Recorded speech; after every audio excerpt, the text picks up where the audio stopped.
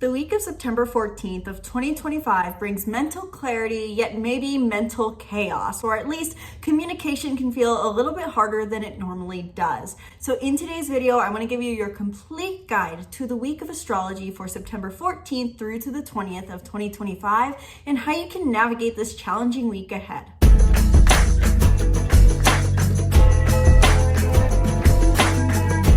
Hello and welcome back to the channel. I'm Isabel, your spiritual rebel friend, and today we are talking about the astrology of the week for the week of September 14th through to the 20th of 2025. In today's video specifically, I'm going to cover what may be coming up for you this week, the astrological transits happening the week of September 14th through to the 20th of 2025, things you may want to do this week to align with these energies, and the spiritual lesson being presented this week. So this is your complete guide to the astrology of the week of September 2025, including both, hopefully, practical guidance into how to align with these energies, navigate potential challenges that may come up, and also align to the positive aspects that we're having happen this week, and also give you more of a spiritual guidance on what you're maybe being called to contemplate and what to consider as we go through this week. And of course, if you want to go deeper into how exactly the stars affect you, whether it's this week, this month, this year, I invite you to book a reading down in the description box below, where in 1 hour or 30 minutes, we can dive deep into your soul's unique energetic imprint and how you are being affected by the current transits, because this tells you what current phase you are in your life and could explain some of the big challenges, whether that's mental or physical, that you are facing. So if you're looking for clarity, if you're looking for guidance, these readings are for you. Book down in the description box below and drop a comment down below if you have any questions. So with that out of the way, let's get into this week's forecast, starting off with what you may be experiencing this week above all else. So as my quick bulleted list, what may be coming up this week overall: mental clarity around your habits, judgments, and expectations, miscommunication potentially with others, inability to, so to say, get your point across to other people, big shifts in your perspective, love opportunities, and fun moments of connection with others. So there's a lot happening in love this week. There's definitely a lot happening in the mental realm, and we will touch on a hermetic principle that I feel really resonates with this week's astrology at the end of this video. And of course, if at any point you feel this sense of data overwhelm regarding the transits I cover, I invite you to check out the timestamps down below, where you can just jump to the summary of what to do this week, what to think about. So if you're someone who doesn't want to take in all the data and just wants to lightly listen but finds they're getting overwhelmed, check out the timestamps and you can skip over the knowledge and get your summary at the end of this video. Why do I say this is such a mental week? I want to give you an overview of the week ahead that you can take a screenshot of. I'll put it over the screen right now if you want to take a mental note of the transits that are happening. If you're an astrology guru who can give yourself some own interpretations, you may want to screenshot this. For those who are still in the beginning phase of learning astrology, probably just ignore the screen because that's just going to overwhelm you.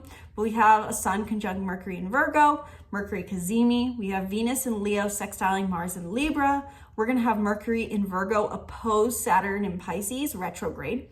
We're going to have Mercury in Libra oppose Neptune in Aries the next day, and I believe Neptune's retrograde as well. We're going to have Venus enter Virgo. We're going to have Venus form a square to Uranus in Gemini once it enters Virgo. And we're going to have a Mercury trine, Uranus and Pluto, a grand air trine, which I'll hopefully have a video coming out separately to talk about that more in depth. You're going to notice that I said the word Mercury a lot in this overview, hence why I'm giving it to you, to give you this idea that there's a lot going on with the planet Mercury this week, hence why I say this can be a great week for mental revelations, realizations, as well as mental confusion and communication chaos. And I don't say that to be dramatic. So let's get into specifics of what is going on this week, starting off chronologically with the 14th of September with the Sun conjunct Mercury in Virgo, also known as a Mercury Cazimi. Of that, the word Cazimi really means in the heart of the sun. And so with this conjunction between Mercury and the sun, Mercury in the heart of the sun, so to say, we can expect this harmonious relationship between these two planets that brings mental revelations, realizations, aha moments, as well as, simply put, more confidence in our clarity, more confidence in our knowledge. This is a two-way street. And so with the Sun conjunct Mercury, our communication, thoughts, knowledge, and mental process are gaining more confidence and awareness. Now with Mercury, on the other hand, joining the Sun this way, Mercury has been gathering data, and now that it hits the Sun, it brings it to awareness. So simply put, on the day of this Mercury Cazimi, we can expect to feel this sense that a lot of information that we've been trying to gather is suddenly becoming aware. It's becoming conscious. It's being brought to light. So simply put, a Mercury Cazimi can bring up revelations, realizations, major clarity, and aha moments. With this happening in the sign of Virgo, this could be specifically aha moments and realizations regarding our relationship to judgments, expectations, our habits, what brings us stability, and our selfless services. This has to do with the Virgo qualities in our life. So you may be finding that you're realizing something about a habit, or you're recognizing a judgment. You're shifting a mentality. Overall, this Mercury Cazimi on the 14th of September is a very positive aspect overall. Then from the 14th through to the 17th, and most active on the 15th and the 16th of September, we have Venus in Leo forming a sextile to Mars in Libra at 25/26 degrees of the signs. This is stereotypically a really great transit for love because our actions support love opportunities, and with Venus involved, this naturally brings in love to many people's lives, especially if you are an Aries, Sun, Moon, or Rising, or if you're an Aquarius, Sun, Moon, or Rising, in my personal interpretation. However, this can be really great for all signs. Additionally, actually, I would add Geminis to that list, Sun, Moon, and Rising. Point being, whenever we have Mars active in a sextile, our actions are extra supportive in a sextile. And so when we are pursuing connection, balance, and harmony around this time frame, we can expect more of a beautiful, loving result. Our actions support our love life and our love for life. And with this being Leo energy involved, prioritizing and embodying passion, play, and creativity can be really beneficial during this time. Something that may be coming into your life during this period too could be some more faded love opportunities and faded connections that bring the sense of harmony, balance, and bliss combined with passion, love, and excitement into your life. This can be meeting someone who's very passionate and adventurous and has really good conversation. Overall, this Leo-Libra energy combination can bring an energy of harmony and fun to our week. So prioritizing these things could be really helpful and really enjoyable during this time. I would definitely recommend looking at whatever house Leo and Libra are in your chart. And these are the areas of life you may want to prioritize from the 14th through to the 17th. Now, I said at the beginning of this video that there's a lot of mental clarity coming up, but also some mental confusion or communication chaos. And that is because of one of these transits, which I'm about to mention, which is on the 17th of September, Mercury in Virgo opposes Saturn in Pisces retrograde at 29 degrees. Now, whenever we have an opposition, this is a push-pull dynamic. We feel pulled in multiple different directions at once. And so if anything I say furthermore doesn't make sense, just remember that this is a push-pull dynamic. With Mercury in Virgo opposing Saturn in Pisces, this can feel like what we should do versus what we've realized are at odds. The interesting storyline that plays out with this is that Saturn is stereotypically a planet of structure, very earthly, very material, very regimented, very practical, focuses on being mature and stable. But it's in a water sign, which has been, I think, bringing us this mentality of emotional expectations. I should be this person for other people. And we've been learning, therefore, to cultivate boundaries. So with Mercury in Virgo forming this opposition to Saturn in Pisces, it may be feeling like we're fighting our emotional impulses, or what feels emotionally responsible versus what feels rational. And these can be at odds. So around the 17th, you may feel like your recent mental clarity is something that has to be challenged or that is being put on pause because of emotional needs of those around you or yourself. Simply put, observe what you attach the word should to. Observe what feels responsible to do and how that may be different from a true rational mind. Simply put, an opposition could be a time to wait things out. The next day, September 18th, as we near the end of the week, Mercury switches signs into the sign of Libra, which gives us a focus on harmony, balance, bliss, and life enjoyment. We want to focus on connection. Our mental energy moves away from our routines, our structures, and our stability, and more towards how can I connect with others. But we move from having our Mercury in Virgo opposing Saturn to Mercury in Libra opposing Neptune. So we move from one opposition to another. Hence why there's a lot of mental communication chaos maybe coming up this week. With Mercury entering Libra and directly opposing Neptune, which I believe is retrograde, at 0 degrees of Aries, we can feel that we want to move forward in connection with others, thinking in balanced ways, focusing on diplomacy and being just more neutral in our life overall, and promoting connection with people overall. But it can feel like there is another area of your life where there is confusion coming up, and this is limiting you from being able to promote that connection and balance and harmony that you're looking for. Whenever Neptune's involved, it brings disillusionment, it brings confusion, it fogs up the windows and makes it hard for us to see.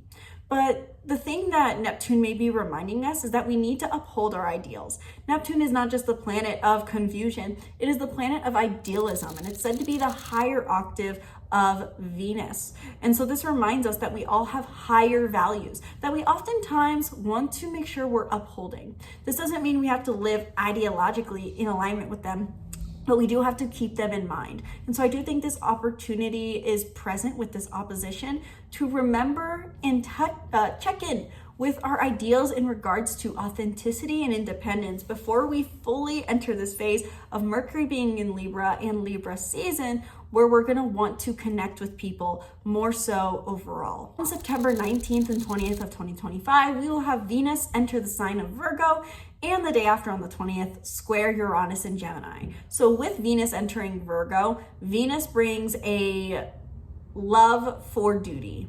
And love feels like a selfless act overall. Wherever Venus transits, those are the energies we can tap into to feel a greater sense of love for life and potentially even greater connection in our romantic life. So if you're in a relationship, it can feel like, for example, selflessly serving your partner and focusing on being served is something that brings more love to the relationship. Now, if you're not in a relationship, simply put, this can bring a love for your habits, a love for your routine, a love for your rhythms. Over the past 30 days with Virgo season roughly, and with Mercury in Virgo, you may have been refining your habits, your well-being, your stability. And now with Venus entering the sign and Mercury leaving, it can feel like I just get to implement my habits. I get to implement my routine. I get to do my habit tracker and go to the gym, and I just love my rhythm. We become more of homebodies, simply put, with Venus in Virgo. And with Venus in Virgo squaring Uranus in Gemini, while we have found this newfound love for our routine and stability, on the 20th, we may feel like our curiosities pull us away from that, or something comes up that we have to react to that takes us away from that. Overall, a square pushes us to act, and it could be something unexpected because this is a square that we're having and it's Uranus involved. So while you may be finding a newfound love for routine and rhythms and stability and quiet solitude, maybe on the day of the square on the 20th, you want to throw that out of the window a bit, and that's all right. Finally, last but not least, happening this week on the 19th as well, we have a grand air trine between Mercury in Libra, Pluto retrograde in Aquarius, and Uranus in Gemini.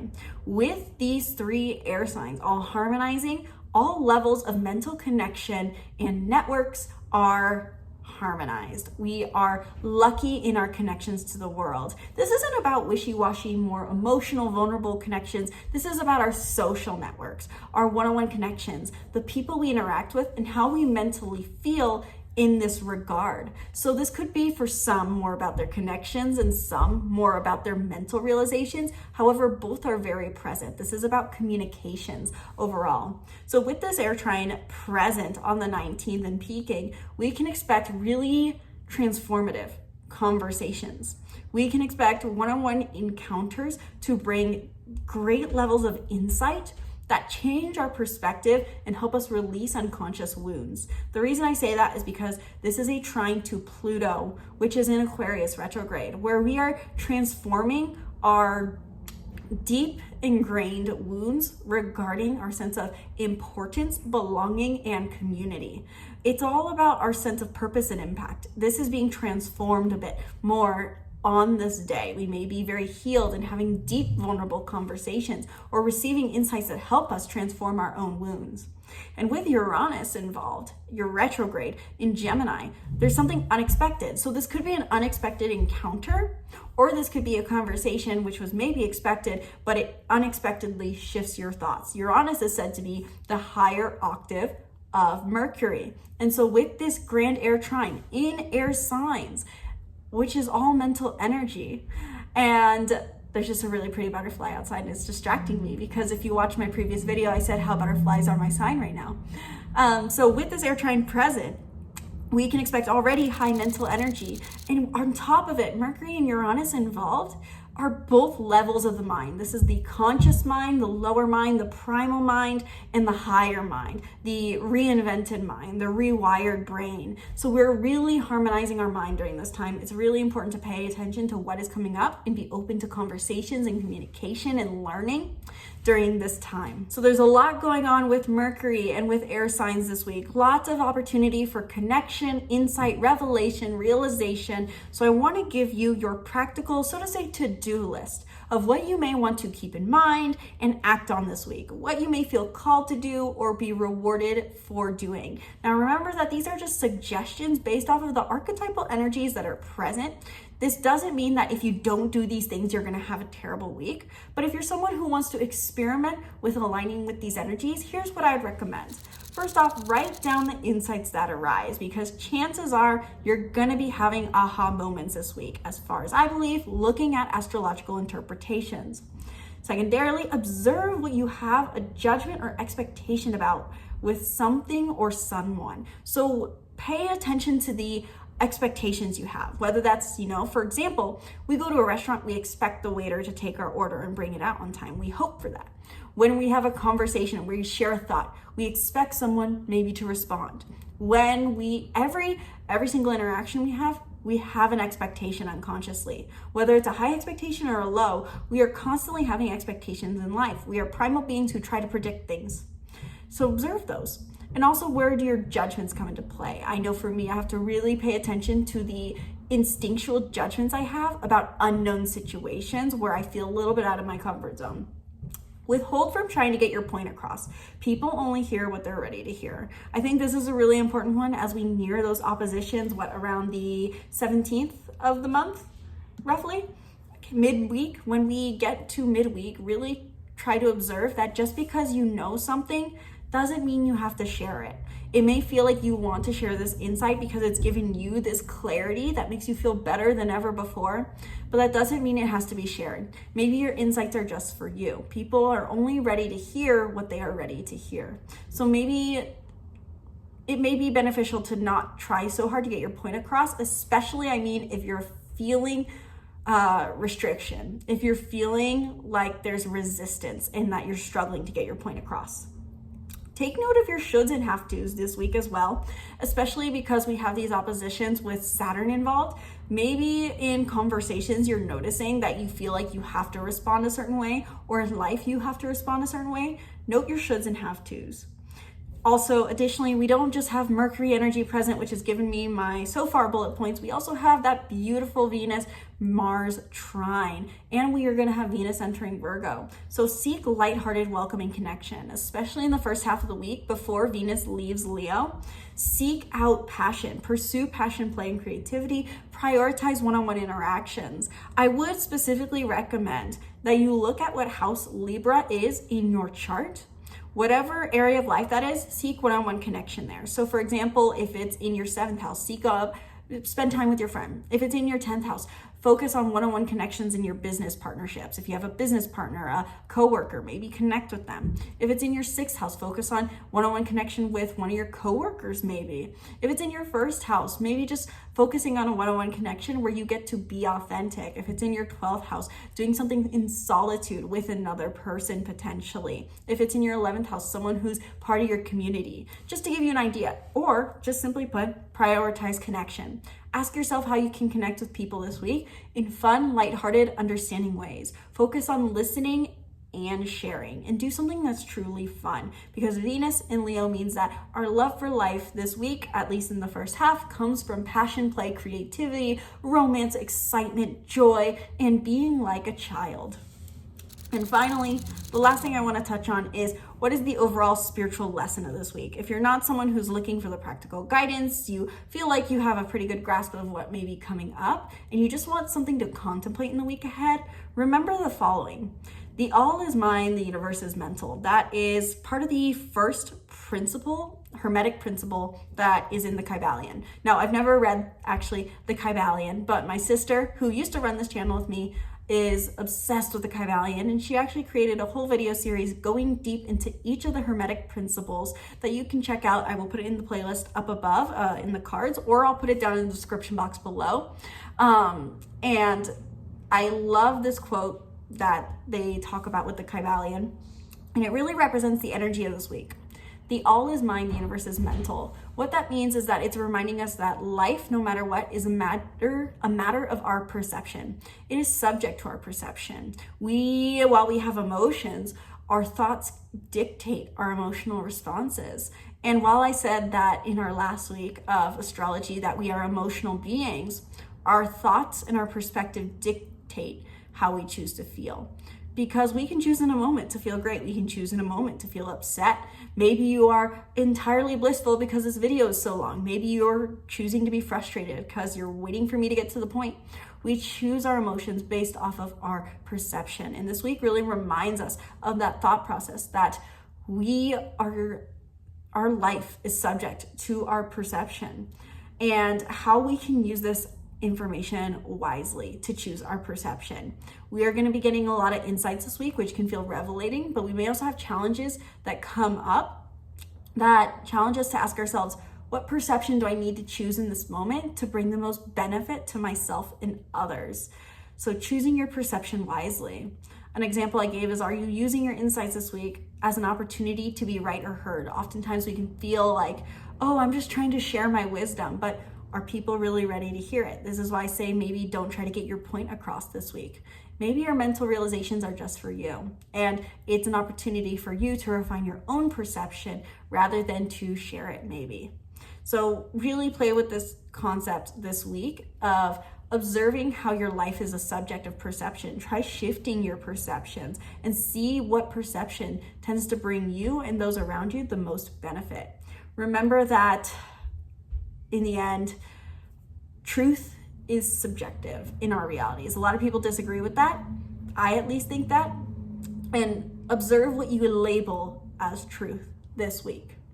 So that is all I have for you for this week. That is what you can expect for the week of, I already forgot what week we're talking about, September 14th through the 20th of 2025. Let me know down in the comments below. Are you already feeling this energy this week of this mental revelation and realizations, especially because I forgot to mention the first transit that I touched on technically was active on the 13th, not the 14th, but we can still feel its energies.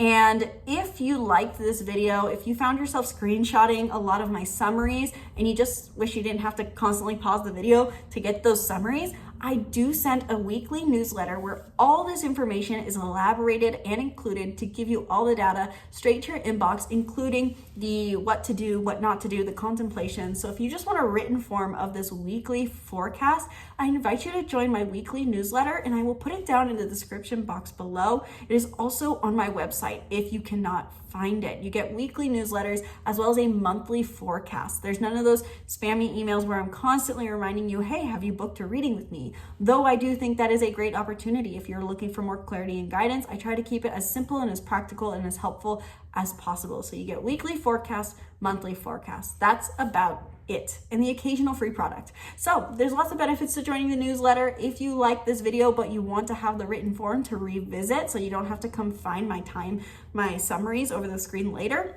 I invite you to join down in the description box below, and be sure to subscribe to the YouTube channel. Stay tuned for more videos breaking down the stars and more. I do publish these weekly forecasts every week, so be sure to turn on post notifications to stay updated as soon as the weekly forecast is published. And I do publish videos throughout the week as well on other transits, other natal chart aspects, and how to use astrology in practical application to your life. So I do invite you to subscribe and turn on those post notifications if you enjoyed today's video. If you're a go-getter, if you're looking to live your best life, my channel is for you.